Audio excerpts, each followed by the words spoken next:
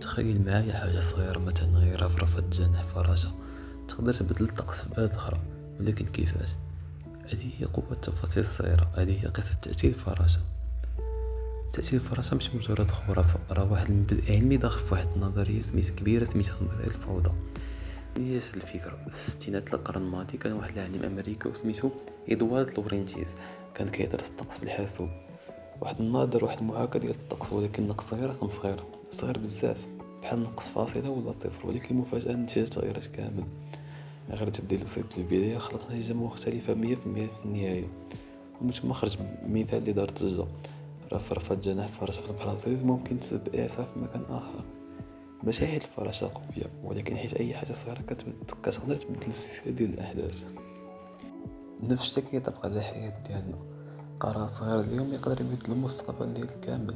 صفحة من كتاب ولا خطة دقيقة ديال الرياضة، دقيقة ديال التنظيم، حاجة صغيرة اليوم ولكن عندها أثر كبير غدا. ماشي ضروري تبدا بشي حاجة كبيرة، ولكن غير بدا. فراشة صغيرة تقدر تغير الريح، وانت تقدر تغير حياتك بخطوة واحدة صغيرة. دابا ما تسناش الفرصة الكبيرة، دير خطوة صغيرة دابا وكتب في التعليقات شنو هي الفراشة ديالك، شنو هي الحاجة الصغيرة اللي غتبدا بها اليوم. وهكا الرفرفة صغيرة اليوم تقدر تبدل المستقبل ديالك غدا.